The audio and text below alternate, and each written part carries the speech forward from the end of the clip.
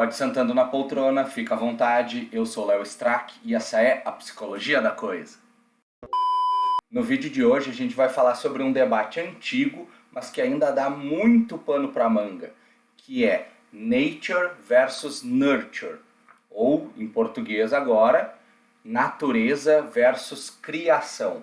O que a gente é hoje claramente está relacionado aos nossos antepassados, mas o quanto dos nossos antepassados define o que a gente é hoje, ou o que a gente vai ser amanhã.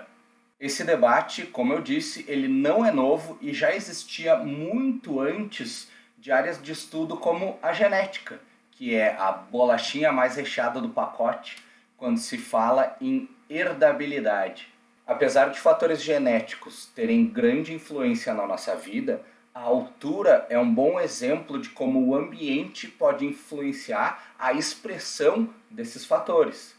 Nesse caso, mesmo tendo o potencial genético, pais altos, a ausência de uma alimentação adequada pode fazer com que esse traço não se manifeste por completo. Mas antes de a gente começar para valer nesse debate, a gente precisa definir o que é herdabilidade. A herdabilidade, ela mede o quanto da variação de um traço dos indivíduos de uma população se deve à variação genética desse mesmo grupo.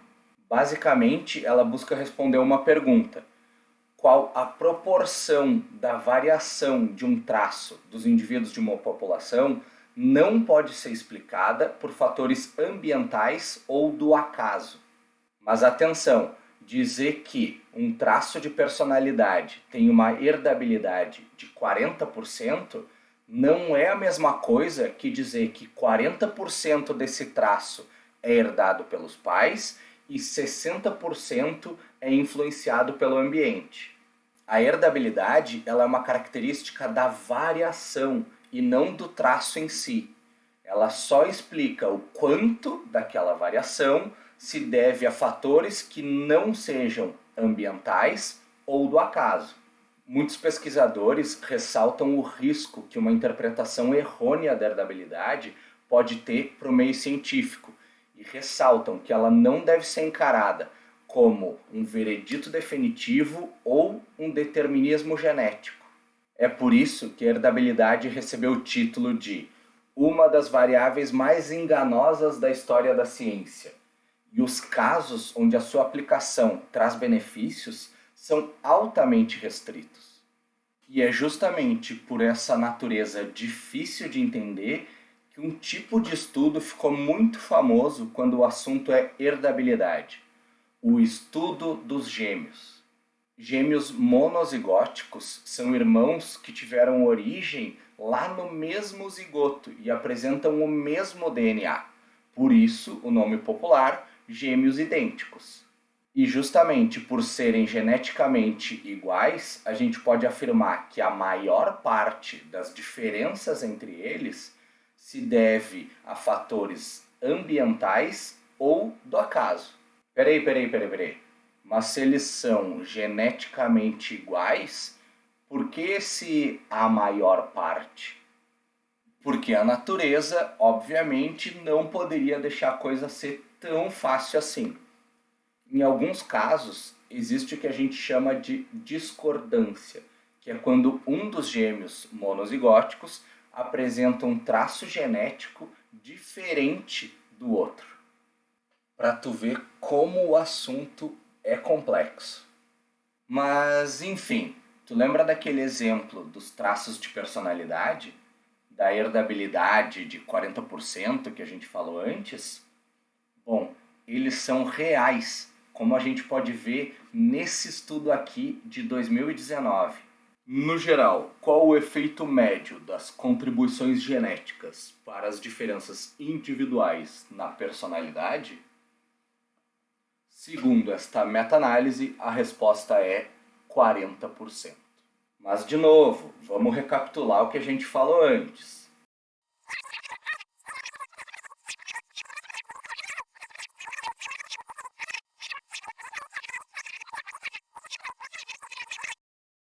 Mas atenção, dizer que um traço de personalidade tem uma herdabilidade de 40% não é a mesma coisa que dizer que 40% desse traço é herdado pelos pais e 60% é influenciado pelo ambiente.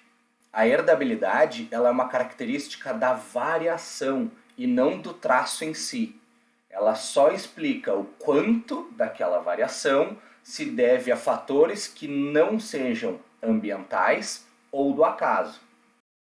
Ah, Léo, mas é que na verdade eu queria saber assim, porque o meu pai teve depressão, o meu avô por parte de pai teve depressão, a minha família toda por parte de pai teve depressão. E eu queria saber se eu vou ter depressão, assim, né? Tu sabe me dizer? Sim, alguns transtornos mentais, eles têm uma herdabilidade significativa.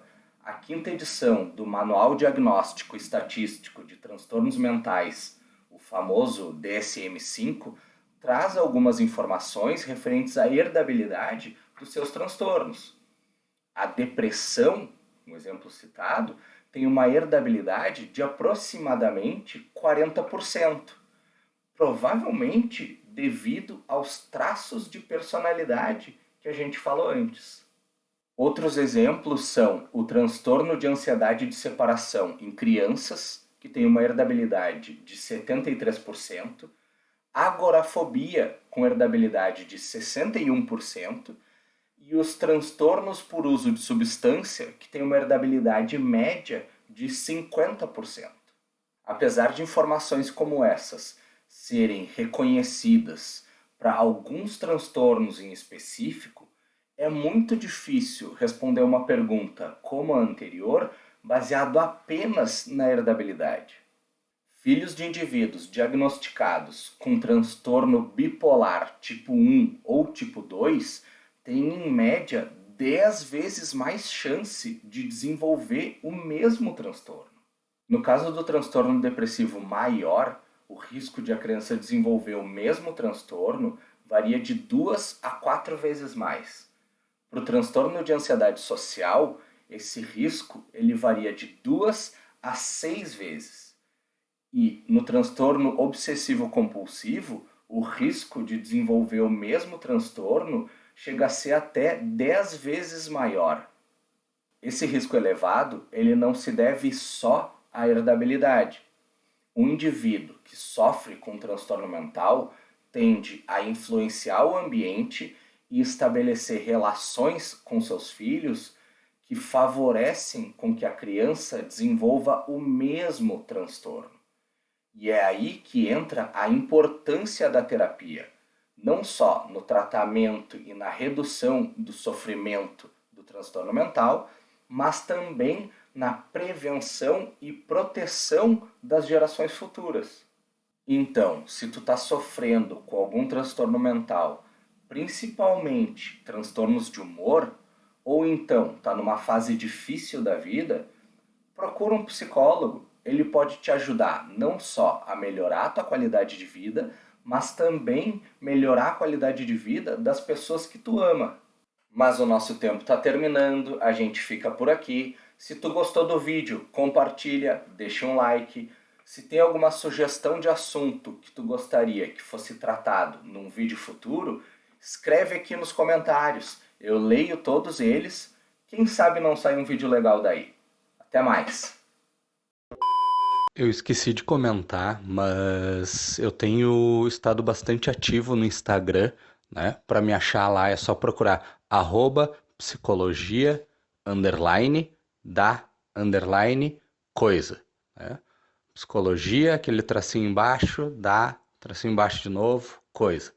Eu tenho postado alguns stories, alguns reels, né? Tenho comentado, conversado algumas coisas, um conteúdo mais despojado, mais informal mesmo, mas para a gente ter aquele um pouquinho de psicologia no nosso dia a dia, né? Então, se tu quiser me seguir lá, acompanhar o que eu tenho produzido lá também, diariamente, né? Fica convidado, de novo, @psicologia _da_coisa. Te espero lá, então.